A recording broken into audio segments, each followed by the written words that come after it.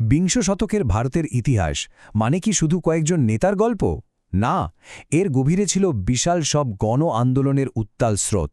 চলুন আজ সেই ইতিহাসটাকেই একটু অন্যভাবে কাছ থেকে দেখা যাক। আচ্ছা, স্বাধীনতার কথা ভাবলেই কাদের মুখ চোখের সামনে ভেসে ওঠে? গান্ধী, নেহরু, সুভাষচন্দ্র, তাই তো?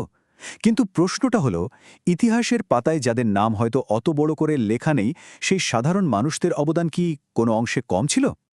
আসলে এই পরিচিত রাজনৈতিক আন্দোলনের পাশাপাশি আরও ৩টি শক্তিশালী স্রোত বয়ে চলেছিল, যা ব্রিটিশ শাসনের ভিতটাকেই নাড়িয়ে দিয়েছিল। আজ আমরা এই ৩টি স্রোতের গল্পই শুনব। তাহলে চলুন শুরু করা যাক আমাদের প্রথম স্রোতটা দিয়ে, কৃষকদের জাগরণ। যারা একসময় রাজনীতির থেকে বেশ দূরেই ছিল, তারাই ধীরে ধীরে হয়ে উঠেছিল এক অদম্য শক্তি। কি করে হলো এটা?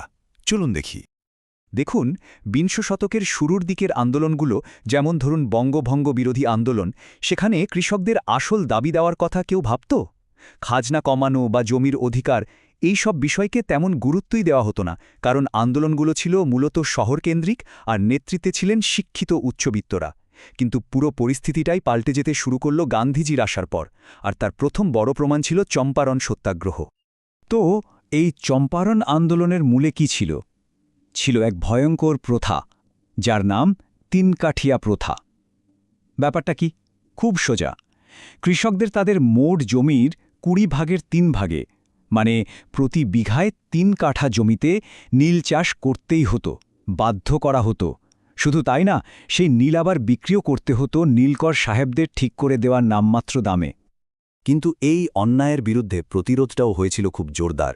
দেখুন, ১৯১৭ সালেই গান্ধীজি চম্পারণে পৌঁছলেন, আন্দোলন তীব্র হল, আর সেই বছরেই, সেই একই বছরেই ব্রিটিশ সরকার চম্পারণ কৃষি বিল পাশ করতে বাধ্য হল।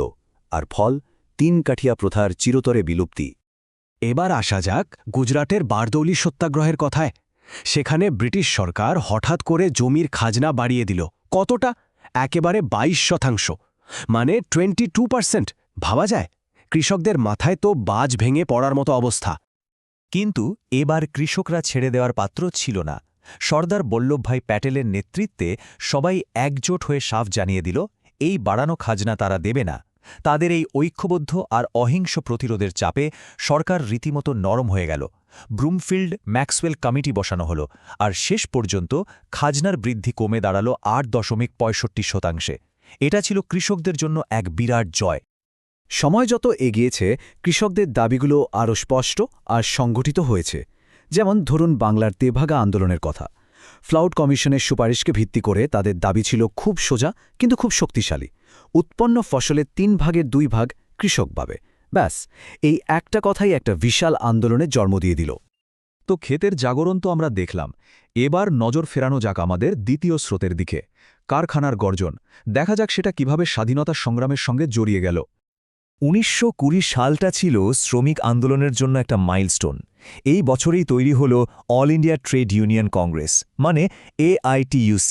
ভাবুন একবার, লালা লাজপত রায়ের মতো নেতা সভাপতি, আর ১৮টা আলাদা আলাদা ট্রেড ইউনিয়নের ৮০৬ জন প্রতিনিধি একসঙ্গে এসে ভারতের প্রথম জাতীয় শ্রমিক সংগঠন তৈরি করছেন।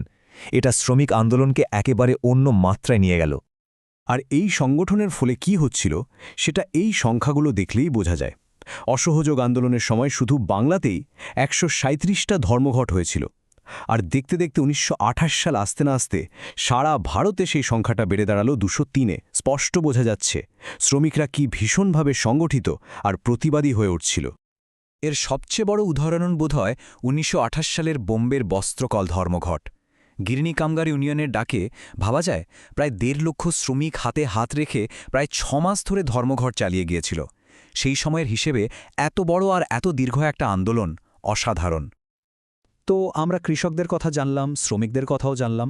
এবার আমাদের তৃতীয় স্রোত। এটা শুধু কোনো আন্দোলন নয়, এটা ছিল একটা ভাবনার ঢেউ, বামপন্থী চিন্তাধারা, যার কাজ ছিল ওই কৃষক আর শ্রমিক এই দুটো স্রোতকে একসঙ্গে জুড়ে দেওয়া। আর এই ভাবনাকে বাস্তবে রূপ দিতেই বাংলা, পাঞ্জাব, বম্বের মতো জায়গায় ওয়ার্কার্স অ্যান্ড পেজেন্টস পার্টি গড়ে উঠল। মুজাফর আহমেদ, এমনকি আমাদের কাজী নজরুল ইসলামের মতো ব্যক্তিত্বরা এই দলগুলোর মাধ্যমে কৃষক শ্রমিকদের দাবিকে সরাসরি রাজনীতির কেন্দ্রে নিয়ে আসার চেষ্টা করছিলেন। বামপন্থী ভাবনার এই প্রসার কিন্তু ব্রিটিশ সরকারকে বেশ ভাবিয়ে তুলেছিল। তারা বুঝতে পারছিল যে এটা একটা নতুন শক্তি। তাই ১৯২৯ সালে তারা একসঙ্গে ৩১ জন প্রধান বামপন্থী নেতা আর ট্রেড ইউনিয়ন কর্মীকে গ্রেফতার করে বসল। এই ঘটনাটাই মিরাট ষড়যন্ত্র মামলা নামে পরিচিত। কিন্তু এর মধ্যে সবচেয়ে অবাক করার মতো ব্যাপার কি জানেন?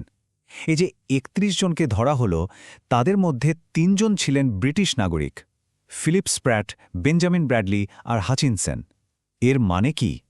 এর মানে হল ব্রিটিশরা এই আন্দোলনকে শুধু ভারতের অভ্যন্তরীণ সমস্যা হিসেবে দেখছিল না, তারা এর পেছনে একটা আন্তর্জাতিক ষড়যন্ত্রের গন্ধ পাচ্ছিল। আর এই বামপন্থী ভাবনার প্রভাব এতটাই বেড়েছিল যে তা জাতীয় কংগ্রেসের ভেতরেও ঢুকে পড়েছিল। জওহরলাল নেহরু, সুভাষচন্দ্র বসুর মতো বড় নেতারা সমাজতান্ত্রিক আদর্শে অনুপ্রাণিত হলেন। এর ফলেই কংগ্রেসের লাহোর অধিবেশনে পূর্ণ স্বরাজের দাবি গৃহীত হল। এমনকি পরে জয়প্রকাশ নারায়ণদের মতো নেতারা কংগ্রেস সমাজতন্ত্রী দলও তৈরি করলেন। তাহলে এই যে তিনটি আলাদা আলাদা স্রোত, এরা কিভাবে একসঙ্গে মিলে প্রতিরোধের এক বিশাল নদী তৈরি করল? একদিকে ক্ষেতের জাগো, আর একদিকে কারখানার গর্জন।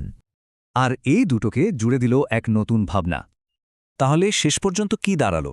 ভারতের স্বাধীনতা সংগ্রাম শুধু কিছু রাজনৈতিক আলোচনা বা দরকষাকষির মধ্যে সীমাবদ্ধ ছিল না। এটা ছিল আসলে কৃষক, শ্রমিক আর বামপন্থী চিন্তাধারা, এই তিনটি স্রোতের একসঙ্গে মিলে তৈরি করা ব্রিটিশ শাসনের বিরুদ্ধে এক সম্মিলিত প্রতিরোধের বুনন। শেষে একটা প্রশ্ন থেকে যাক। আমরা ইতিহাসের বইতে নেতাদের গল্পকে শিরোনাম হিসেবে পড়ি, কিন্তু এমনটা হতে পারে না যে এই গণ আন্দোলনগুলোর গল্পই আসলে সেই ইতিহাসের মূল লেখাটা?